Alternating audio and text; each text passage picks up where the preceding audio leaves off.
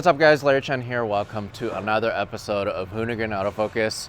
This car, I'm actually featuring special request from my buddy, Andrew Hillman, who actually used to work at HPI. But this car, been around for a long time. It's a historic Japanese actual race car. But Ryan owns it now. Hi Ryan. Hi. Where are you from, Ryan? I'm from Colorado Springs, Colorado. And so this is your car now? Absolutely, yes sir. Okay, so it's one of those cars that I've seen around. I've seen, I think there's like two versions of this one. There's an orange one, and then there's this one. And the reason why I've seen them before is because of the livery and also the fact that it was sponsored by HPI Racing. And for those of you guys who don't know, I'm a big RC nerd, and I loved doing anything with HPI or Associated or Losi or whatever. I was like in that era, I think, before they went from like FM, AM to 2.4 gigahertz. But anyways, that's like super nerdy RC stuff. The reason why my buddy Andrew, who works at Hoonigan now, the reason why he loves this car is because he actually used to work at HPI Racing in the States. When he heard that this car was going to be here, he's like, Larry, you have to feature it. So Ryan, tell me why this is here. How do you have this? And just tell me the story of this car. Absolutely. So the car is here as its United States competition debut. We're still running it as a Pro Comp, which is kind of like an exhibition class. I bought this car about 6 weeks ago from essentially a estate from a friend of mine who acquired the car from Wire Wheel a couple years ago, who was killed in a drug driver involved accident. Yeah, he and I were great friends about 11 years. He was one of my first car buddies when I moved to Colorado 11 years ago from Kentucky. And I've been into Subarus. He got this Subaru and had an S209 and a couple other things, and he was so excited about this car and getting it out and doing stuff with it instead of it being in a museum. And now that he's passed, unfortunately, I'm trying to carry on his legacy and actually get that out on track. So tell me about the actual racing history of this vehicle. Absolutely. So this car used to race in 2004 and 2005 in the Super Endurance Series in Japan. And in 2005, they brought in, with HPI Racing, one of the RC competition champions, one of the guys who used to race the car with RC, and as one of the featured drivers with this vehicle. And in 2005, it won the overall series championship, making it, you know, the car that won Super Taikyu in the 2005 series in the ST2 class. So after that, it's kind of retired and it's kind of floated around, obviously, for a while, and it's in the States now, and we're going to do fun stuff with it. Yeah, so do you know what actually happened? So like it exchanged hands, or you have no idea how it actually showed up in the States? So the best we can put together is that there was a little lull period in the 2006. They were talking about actually racing it. They ended up not racing it in 2006. 2007, it came to the United States with the HPI Racing owner, the company owner at that time. And so he had it from 2007 and 2011, along with the orange HPI number 86 car in their showroom down there with their RC cars and kind of their history, the championship cup and stuff. From 2011 to basically 2018, I don't really know much. We can't find much about the car, where it's been, what it's done. When it was for sale with Wire Wheel in 2018, it hadn't competed in any United States events at all. It needs a lot of safety work, and that's a big part of it for what it was originally built for. Yeah, and we'll get into that. Yeah. So two things. The orange one, I've actually seen that. I've photographed that at HPI before they closed down. And on top of that, Super Taikyu, for those of you guys who don't know, it's like this endurance racing series in Japan that pretty much has all different types of classes. Like you could race GT3, you could race touring cars like this, you could race so many different kind of cars in the same race at the same time, all over Japan too. So I've been to one of those races and it's awesome, but it would have been really cool to see this compete back then. But this is kind of like a lot of the Japanese race cars from that era. It's actually not as modified as people think, and there's a lot of shortcuts and a lot of different things that they've done to make this a race car that's like unique from, I guess, any other race car in the world. Can we just point out some of those things? Yeah, so as you see here in the engine bay, it's essentially a bone stock EJ207 version 8. Everything, stock injectors, a stock timing system, everything about the car is stock with the exception of the oil pan. The car started as what we believe is Spec C. It's a VIN-free car, which is probably easy to see. I mean, it's essentially a car that was pulled off the assembly line, built by Prova Eiffel to compete in the series for Subaru, and it's literally a bone stock drivetrain, 6-speed DCCD. The original cooler, which we had to remove for this weekend because everything was packed full of sediment and stuff, was an ARC cooling package with a built-in oil cooler, a built-in trans cooler, and a really slick radiator setup. But it's just so basic and simple, this car, the drivetrain-wise. Yeah, because so recently we had a chance to feature the really historic Group A HKS R32, right, at HKS. And those kind of cars, especially that car, there kind of has like this aura around it, or there's this mystique that, oh my God, it's so fast and there's just all these crazy modifications, or it's just like untouchable. But when you actually look at the car, so much of it is stock, so much of the stock interior is still in it. The cage work is completely just, no way it would pass now, you know? And relatively speaking, you look at the motor, it's pretty normal compared to what we see nowadays. But like, there's other things that are modified on this, including like these plates that are welded here. The whole thing is stitch welded also. Absolutely. I mean, there's stitch welding from even goofy interior parts that you wouldn't think that would be part of the structural integrity.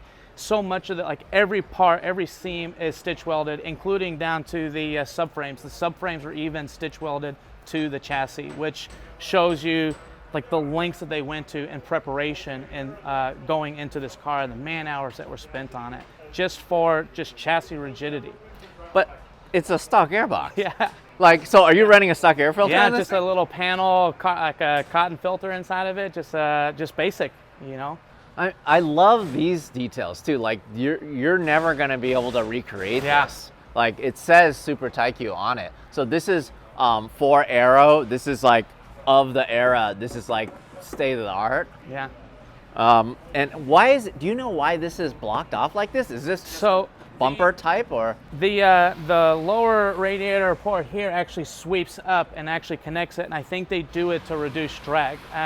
You look at so many elements, like even the spoiler, a lot of the elements of the car, it's not downforce heavy. It's definitely reduced drag as much as they can. There's stuff that we're doing nowadays to take that even further, but the simplicity of the car is a big part of it. So, you know, you reduce the amount of drag because you don't have these pockets of air that are going into the engine bay. All the air is going through the port, and it actually comes all the way up to the upper radiator support. But like, this is you're never gonna be able to find another one of these, huh? Yeah. This is one off. I have people ask me all the time, like, what bumper is that? You know, where can I get one? And there was, I know for the blah for the orange car, there was 5 total bumpers made, and that's something that we found out about it. But I mean, they're gone. You know, no one knows where any of that stuff is. And so this actually has air jacks? Yep, has AP air jacks with the system on it. We haven't actuated it. I've told that they work, but with the short time we've had with the car, trying to get it prepared for this event to kind of debut it, we haven't even got to touch half the stuff on the car. There is so much, I'm sure you guys are gonna learn about it too, because legitimately, this is the first time you're gonna drive this on track then, huh? Yes, absolutely. We did a little light testing in Colorado at Pikes Peak International Raceway, but outside of that, we were finding cooling problems that we thought we had addressed, fuel cell issues we had at the original fuel cell, and a lot of other little small problems that we tried to address, and we loaded this car on the trailer about an hour and a half after we were happy with that it was going to work. Can we go over some of the other details Absolutely. here? So this is super cool. Yeah, this is something that is, this is, I guess, just they tried to keep this or trying to UV protect it from drying out. I mean, you can see, especially like even in these older stickers and stuff, that, you know, the weather, a lot of this car competed 16 years ago. So the fact that some of this stuff, even being inside of a garage or inside of a showroom and stuff, it's still dry, and and trying to keep this stuff around is actually really impressive. Like you can even see the ripples in the door from an accident, a light touch that it's had and stuff. So it's amazing. Before we started filming, I was basically just saying this is legitimately hanging on for dear life. Like it's about to come off, but it's like preserved pretty well, I guess. You know what it's like? It's kind of like what people do to the registration stickers. Keep people from stealing. Good luck trying to even getting that off.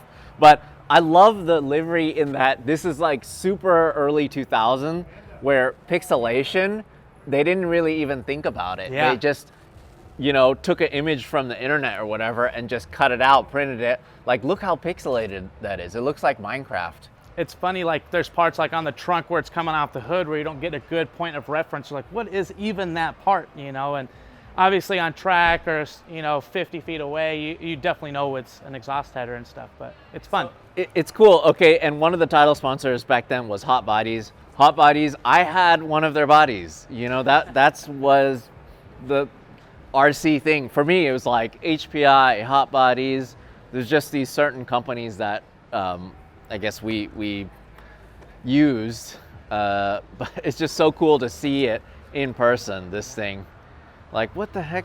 Look at all of these decals. It's just so weird, of era, huh? Yeah, absolutely. So did these wheels actually come with this? It did. I think in 04, I believe it was a 5x100 car, and they converted it in 05 to a 5x114 car. So these are the Enki RC T4s. They're 18 by 9.5. And I mean, they say like there's stickers, a bunch of Japanese stuff in it from Texan stuff on the inside. And the stickers even say from Enki, competition use only. You could see these have been well used, like during racing. One of the super cool things I really like about it is that this is actually like a lug nut retention system.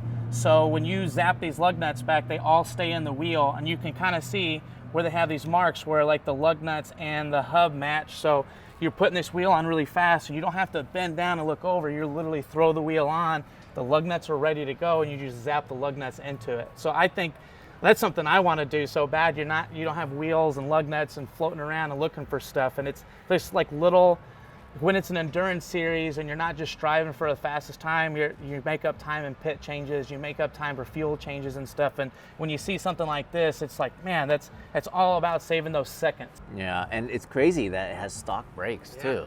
Yeah, in the rear. Yeah, stock brakes in the rear. One of the things I think is super cool is they even have the axles pinned. So they're not just, usually you would see them where they're just dented there, but now they actually have drilled through it and staked, like a pinned the lug nuts or the axle nut. And I just think that's super wild. Let's go to the back. This wing is hilarious too. Like, how much downforce is this really putting down, Yeah. It's super nuts with how thin that it's actually attached to the trunk and how like rigid it actually is for how small it is. It's just super funny, super wild, and part of the look too, absolutely part of it. Yeah, and then this is the fuel filler? Yeah, that's so the original system, which we had to take out, it's got 2 ATI or ATL quick fuel ports. The original tank that was in it, which we're gonna get repaired, is a 40-gallon fuel cell. So it's just this massive fuel cell that fills up the entire tank. They have 4 fuel pumps running on it, 2 surge tanks built into the original fuel tank. The original fuel tank is just this, awesome, super beautiful piece. Can we take a look at the Absolutely. inside here? You're gonna be disappointed when you see inside of it though. Well, but that's the point, is Yeah. I like showing this, it's of era, This is of era. It's not like what we see today. Yeah, so we had the original tank that was in here. We ordered foam for it, was able to put some fuel in it just a couple of days ago. And the tank lining is so old that the fuel was actually breaking through the lining and just running out of the tank. So 2 days ago, we had to substitute with the fuel cell we could find, and we used a couple of the parts, the existing parts that I had to kind of make it work. And this is what is this, a diff cooler or Differential something? Cooler, yeah. Wow. So it's an ARC pump, like a Toyota Denso filter that's inside there, and all of that runs. It just looks so OEM. The diff pump's over here, if you can see that, and it's got like a nice isolation bracket, and it's bolted. It just looks so factory and so stock. That's interesting. It's so crazy to see what they did, you know, Yeah. for racing.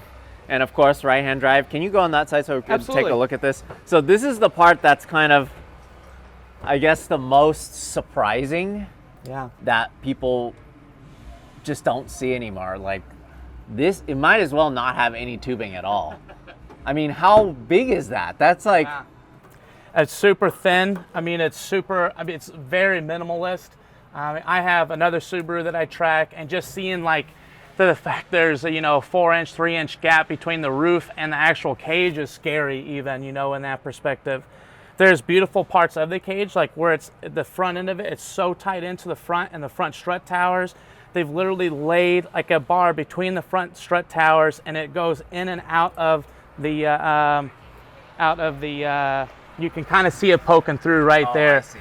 Okay. And it's literally in and out of the firewall, but all tying in the strut tower braces and stuff. And it's just, there's beautiful parts to the cage, and then there's, as a race car driver myself, there's terrifying spots of the cage. Like if you look to your right, you can see how the main hoop bends back, and there's no crossover. It's actually kind of a scary cage in that regard, but typical Japanese of the 2000, the early 2000s. But like this is so thin. What? Yeah. This is not even. Is this an inch? You think? Yeah, baby. I mean, And it's you know what this reminds me of? It reminds me of like the old Porsche 935s, where it was like it had tubing just to have tubing. Right. Like it didn't actually do anything. Yeah. And it was just super lightweight and very, very hollow. Yeah. But this is kind of what it reminds me of. Like, I can't believe. Look at this. Yeah. This is so crazy. It reminds me of like an egg. You think of the yolk inside the egg. The egg is the entire protective, and it's all around you. The cage is all around you, but you hit it anywhere in a specific way, and it's going to crack. And that's kind of how the cage feels. It's definitely adding a lot of strength to the rigidity of the car. It's tied in. You can see tied in up into the windshield and stuff. With braces and how it's tacked in against the car.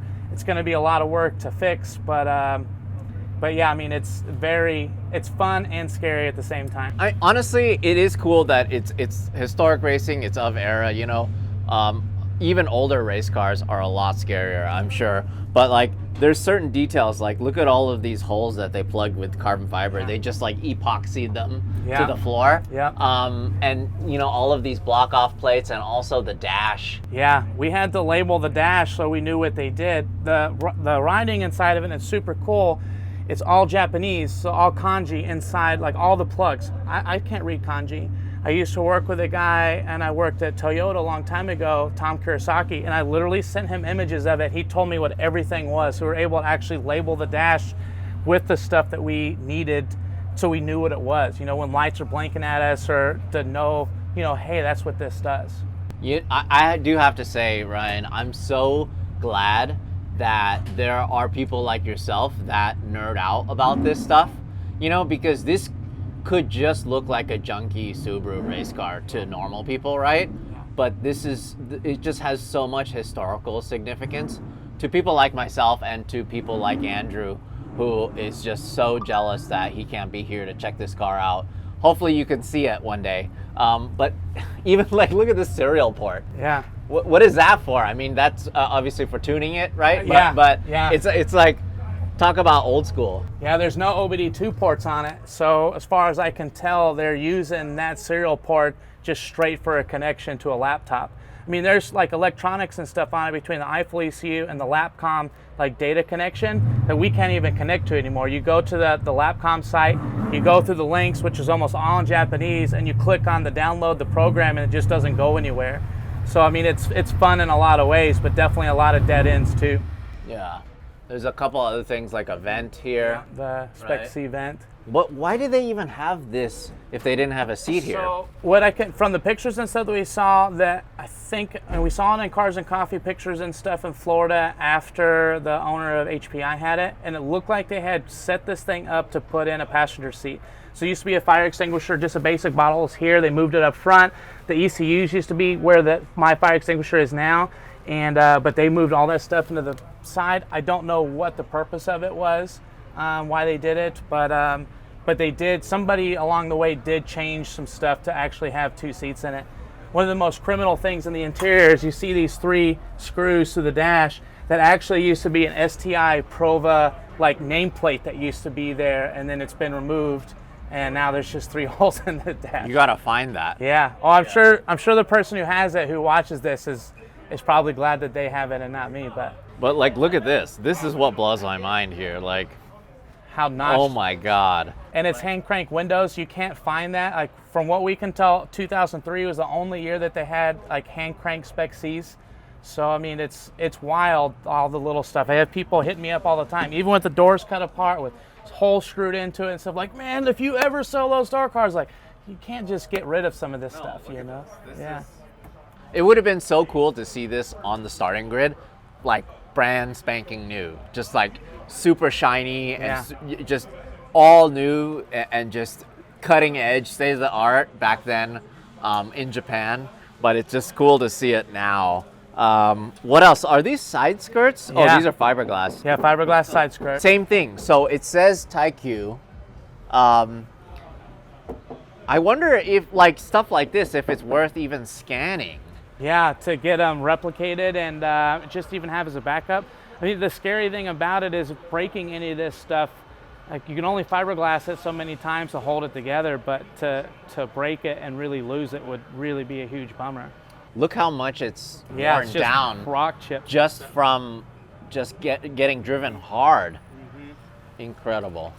Yeah, one of the things I can say about this car, about driving it, is that the car is playful and it's loose almost.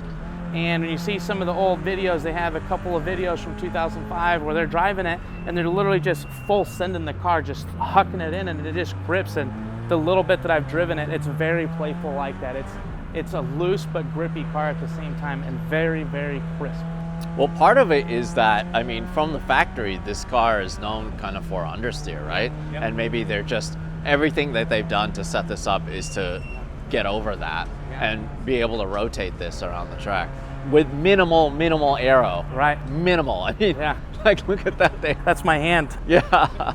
It's incredible. And lots of stock stuff, like stock front control arms, stock lateral links, stock trailing arms, and stock subframes. I mean, the group and top mounts up front. I mean, there's a lot of like really OEM stuff. Is this OEM too? It's OEM for the Hawkeyes, and I don't think it was in 04 that it raced, but when they upgraded the front end in 05 to the Hawkeye, I think they added it, but I don't know that for sure.